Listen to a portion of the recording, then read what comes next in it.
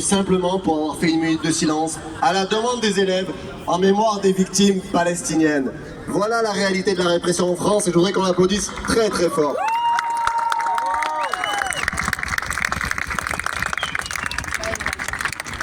Et évidemment, c'était important de se rassembler ici devant l'AFP parce que, au-delà de l'assassinat horrible des plus de 200 journalistes palestiniens, ciblés intentionnellement par l'État israélien qui souhaitait commettre un génocide sans images, sans son, sans preuves, pour que nous nous empêchions de documenter les crimes de guerre, les crimes contre l'humanité, le génocide, parce que nous poursuivrons jusqu'au bout celles et ceux qui ont commis ce massacre et nous les traduirons en justice. Nous ne laisserons personne tranquille, que ça prenne une semaine, un an, 10 ans, 20 ans, il y aura des gens pour poursuivre les responsables du génocide à Gaza.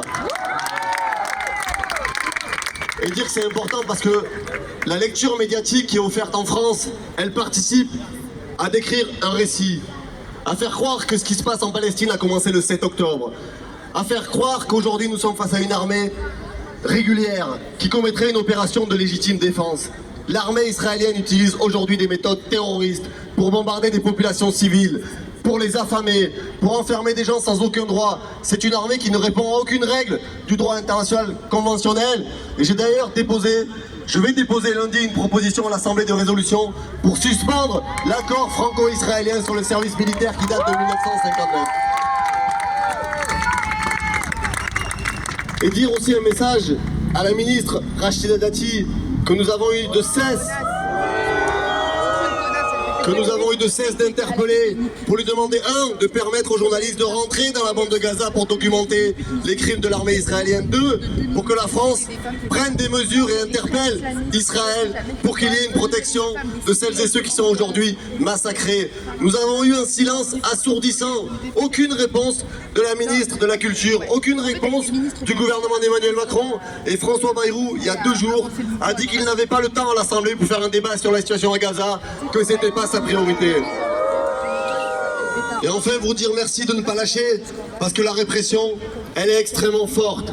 Les sanctions contre celles et ceux qui aujourd'hui sortent du récit qu'on voudrait nous imposer, qui osent poser la question du génocide, qui parlent des Palestiniens et des Palestiniens, qui parlent simplement de la paix, du droit international, sont poursuivis dans les universités comme l'ont décrit les étudiants, des professeurs suspendus, des syndicalistes qui prennent 1 an de prison avec sursis, et la présidente de mon groupe, Mathilde Panot, qui a été poursuivie pour apologie du terrorisme. Tout ça est absolument scandaleux. En vérité, celles et ceux qui devraient être traduits devant la justice, c'est les responsables français, le gouvernement d'Emmanuel Macron, complice, qui livre des armes à l'État israélien, qui n'a plus aucune sanction diplomatique. Et leur dire, pour terminer, que leurs menaces, leurs calomnies, leurs insultes, rien ne nous fera céder. Parce qu'aujourd'hui, nous sommes du bon côté de l'histoire. Et quand il y a un génocide, on ne regarde pas ailleurs. On ne se tait pas. On n'accepte pas de baisser la tête pour faire comme si ça n'existait pas. Continuez à vous mobiliser.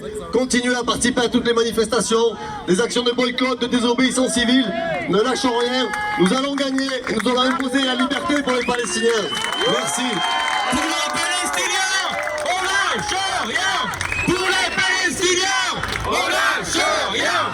Pour les Palestiniens, on lâche rien. Pour les Palestiniens, on lâche rien. Pour les Palestiniens, on lâche rien.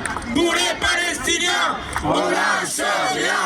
Pour les Palestiniens, on lâche rien.